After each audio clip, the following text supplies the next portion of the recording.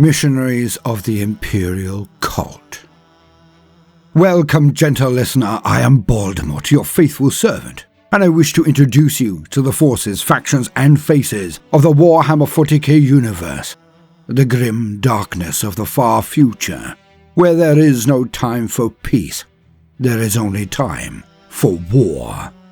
And today, we shall be briefly touching on one of the various important groups within the Imperium of Mankind. They are brave souls, no matter how you may view their goals, for they walk amongst peoples who do not trust them, do not want them, do not wish to see their ancient ways suborned and altered.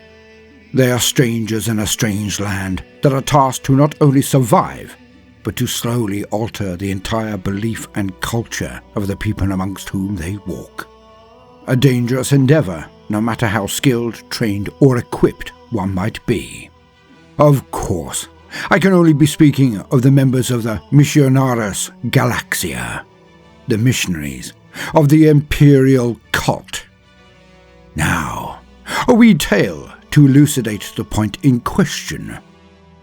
From the Bold Library, Torchbearer.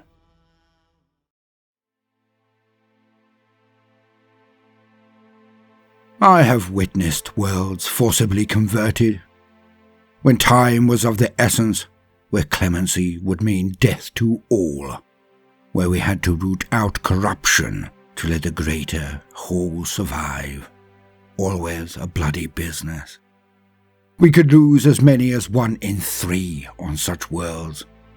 But then, it is understandable, for we, humanity, have always craved a connection with the divine.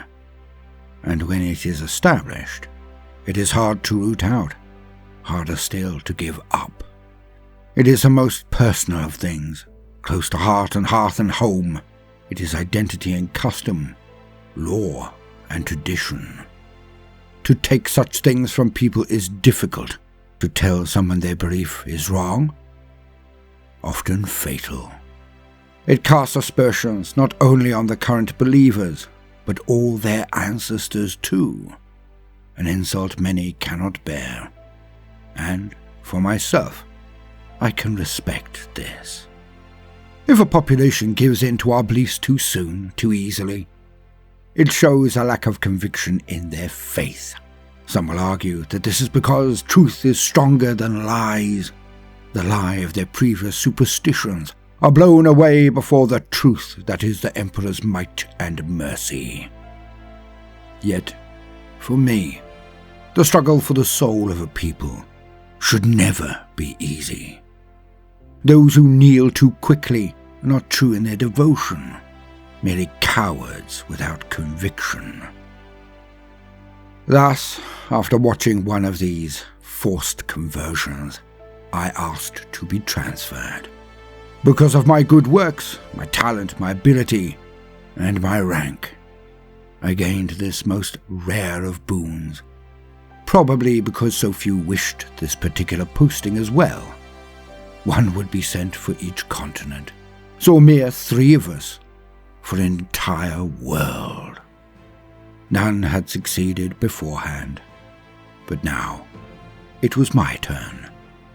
A world that would require to be taken intact. We were to have the time to do this properly. The sweet joy of it all. To test my faith against a sea of non-believers. But they were not evil. They were not vile scum or turncoats. They were lambs, ready to be returned, slowly shepherded to the light. And this would be my life's work, to walk amongst the unrighteous, the ignorant, the heathen. I would be on my own, but I would never be alone, for the Emperor is with me, and the Emperor protects. Of course, my father, the Ethnarch of Pentosis, demanded I return home to tend the flock there. Ah, my father, ever the family man. 15 children, and he did not wish to lose even one. Yet, unlike my siblings, I stood up to him. Pentosus was rich and loyal, devout and deeply tedious. The thought of ministering to such a populace made me want to weep. Taking confessions about eating a cake too many, a tryst that should not have been, the moaning and whimpering of pampered princelings and their spouses, hearing the low-level depravity of my family and the court. No, this was not for me. How could I shine the light of the Emperor into such a world where every corner already had 100 candles lit in his name? I worked harder than any but my oldest brother, he who would inherit the rulership of this realm. Where he learnt diplomacy, economics, and armies, I learnt theology, oratory, and rhetoric. Yet, we all learnt how to defend ourselves. If you are of the ruling family, there is always a need for such tuition. Assassins lurk behind every column, best avoided. But you need to know how, of course, and be able to fight when called upon. A good thing indeed, as I had to put it to use in the early days of my missionary. A feral world, a quiet world. It had been cut off from the rest of us for thousands of years in a warp storm. But now the storm had passed, and now we needed to draw them back into the Imperium. The first month of my duty, I had to slay 3 men. A warrior people, I had to gain their attention, despite that they knew I came from the Imperium. Despite my rank and status, and the possibly fatal consequences for the entire village if I had been slain. They had seen the ships, you see, when we first made contact. But that was far above the planet. That was so distant. Only few of them truly understand the depths of their danger. But strength respects strength. So I took truck with sneers and rebukes from the loud, surly, and uncouth. An insult to me meant nothing, but I would tolerate none to the Emperor. The first I bested in a duel with blades. The second with bare hands. The third, by that time I had shown my strength and ability. So I then displayed my power.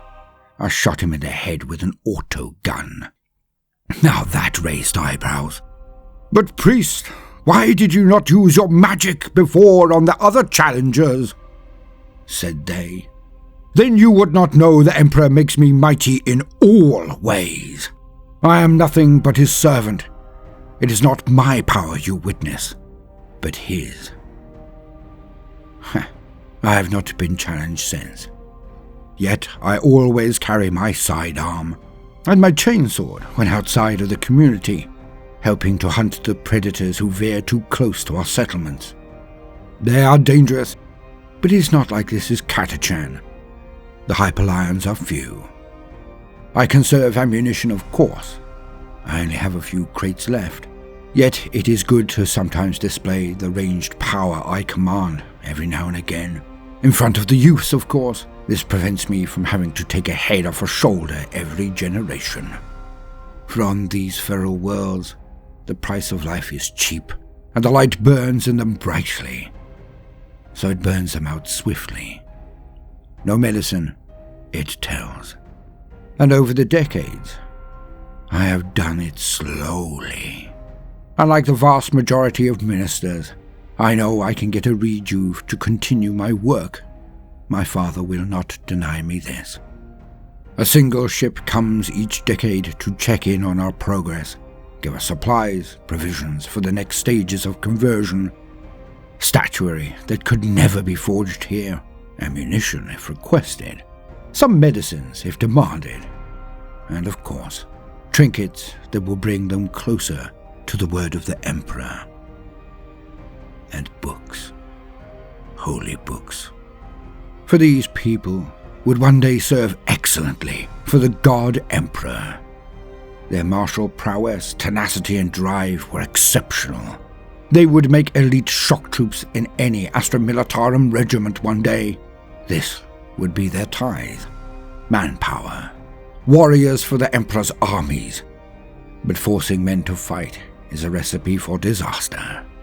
They had to walk onto those transports, and I would have them do it with swollen chests and a song on their lips. The tithe was for those worlds brought into the Imperium for populaces that were loyal and pious. So, to merely crush them from orbit would destroy that which was their greatest use, their fighting spirit. Hence, we took our time. For the first 5 years, I did naught but observe, enigmatic in my dealings with all, yet approachable, supportive, a force for good. I learnt their language before even coming, but when here, I learnt everything there was to know of them. Their history, their customs, traditions, structure and perspectives, and, most importantly, their gods. Yet, as with so many peoples on so many worlds, their beliefs were not a million light years from the truth. They too had a central god, and those below them. So I learnt their stories, parables and tales, mostly cautionary, as with any oral tradition. And after a full decade, I then began in earnest. It started with discussions with their elders and their priesthood. The shamans of their people liked me not, for they knew I heralded the end of their ways, or so they thought. Yet, over time, I gained ground. I showed them that there was so little in a name, so little in a colour of devotional custom, so little that was different to that which all humans believed. That they had the Emperor's love, and his power protected them always. It was just that they had lost his name in the sands of time. I explained the roots of their beliefs, and showed them how these were tales from holy terror. That they had just drifted in the 10,000 years since they were secluded from the greater human race. It took time. It took patience. The first generation were the hardest to connect with, but soon entire cohorts of youths were sired that knew nothing odd at my presence amongst them, and they did not fight me. For I had taught them how to read. I had been there at their births, held the midwife. I had been at every major celebration of their family or greater tribe. Through virtue and grace, I let them see what it was to walk with the Emperor. And with each passing season, each passing generation, my authority grew. It was I who persuaded the communities that their priests did not need to take an apprentice, for I would hold their oral traditions. When the last priests of their old ways died in any settlement, it was I who held the ceremony of farewell. As I grew older, they complied ever more easier, until finally I took on those who would have been the priests. It was I who trained them, I who taught them, I who shepherded the shepherds. And on my continent at least, all went according to the patterns of common conversion. I finally heard that in the northern continent there was more resistance, that they had slain my contemporary, that they still head-hunted and sacrificed with barbaric practices. There was no way for me to contact the last of my colleagues, as we were on opposite sides of this world, with great seas between us, and the peoples of this world were not seafarers, I can assure you. And the day finally came. Supplanting a culture can be done with slow, steady progress. Tiny inches, small concessions, always bent towards the one goal. The transformation of the people. It merely takes patience and will. Yet, I witnessed it. And my heart near burst when I saw what the Emperor had achieved through me. Finally, I proclaimed the situation in the northern continent. After a mere 100 years, I saw the light of zeal fill their souls, shining through their eyes. It was my pupils that raised a cry, but it was taken up by all around them. Full-throated, near berserk in their fervour, the call went out. Holy war. We would raise the banner of the Emperor, and we would march into the northern continent. We would bring them fire. We would bring them wrath. But we would also bring them mercy. Something unheard of in all of the history of this world. When we marched, when we were victorious, we did not slaughter and sacrifice. We gave the gift of the Emperor's mercy to all who would hear it, permitted them forgiveness, and even, if devotion shone through them, we took them amongst us. Often, it was these very converts who would charge the shield wall. It was these who would throw down their lives for the Emperor with most zeal. And this, it was the light of the Emperor shining in them. It showed all the righteousness of our cause, the truth in our devotion. We fought only a handful of battles before it was over, and then 2/3 of this planet were under my aegis, under the aegis of the Emperor. Yes, we had used fire and wrath to pacify some regions, but when done, they had been bested by their own, not slaughtered from orbit. They saw the strength imbued in the faithful, and they came over in their droves. But they did so with their martial spirit intact. When I die, which cannot be long, it will be here, and I will make it known that here is where I shall be buried. I have no doubt that my father will still be there on my world of birth, rejuvened again and again, as is our way. But for me, one was enough, for it allowed me to do what I have done. I will die here and feel blessed, for this is the world I reclaimed for my God, the God of us all, the Emperor of mankind.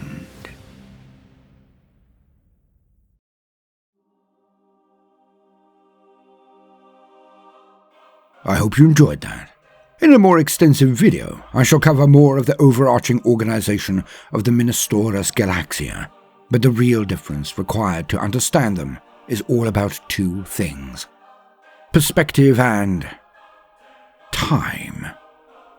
One must always remember that the passing of time is perceived substantially differently in the Imperium, because it has stood for 10,000 years, and humanity has been amongst the stars for tens of thousands before even that.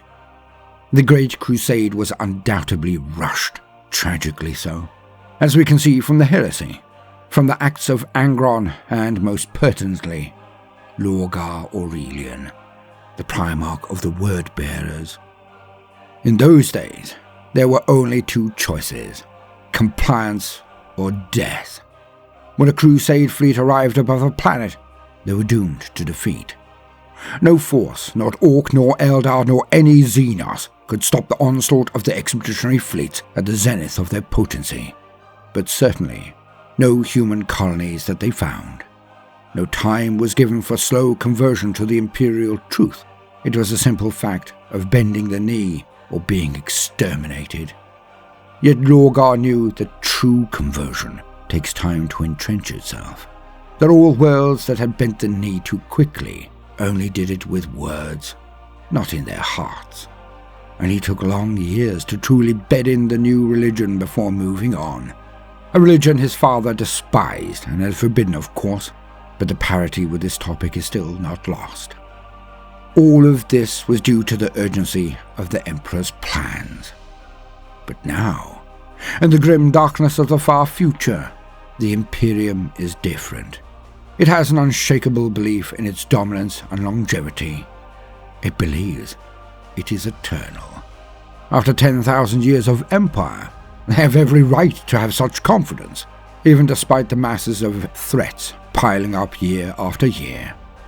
Hence, the Imperium does not think in days, months, years, or even decades. They work in centuries.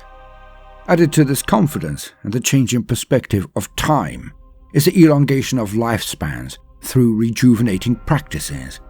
Hence, the wheel of time seems to move slower, for those who are at the very apex in the tree of the Imperium. And because of this, they feel that they can be patient if required. Yes, newly found colonies of humans could be smashed and rebuilt. But that would take resources, and the Imperium is a hungry beast, so this is the one thing they hoard and defend: their resources. Why fight wars of annihilation when the population of a world can be their greatest contribution to the Imperium? So why destroy that resource when they can simply slide into their culture and slowly, patiently tweak and shift until it is exactly what they need? And, as the old axiom states, a volunteer is worth 10 conscripts, so maintaining or even enhancing the zeal and confidence of a populace is of utmost import. Think of it this way. You would not hit Fort Knox with multiple nuclear warheads if you wanted to steal the gold inside. Would you rather put your people in place over decades and then simply have them all walk out the gold and give it to you one day? If you had decades to plan and actualize this theft, surely this would be the better way to do it. And such it is with the Imperium. Now there is so much more to tell, so much more to say about missionaries of the Imperium, but this is a Wednesday biscuit. So, for all those details, I shall beg your sufferance and state that we shall get to them another day. I have been Baldermort, your faithful servant. If you enjoyed this video, do consider liking and subscribing and pressing that notification button, as I would not want you to miss out. And do check out the video description for more entertainment options. Hopefully, see you on Friday. Now, no matter what you do today, do try to make some time for fun. Toodaloo.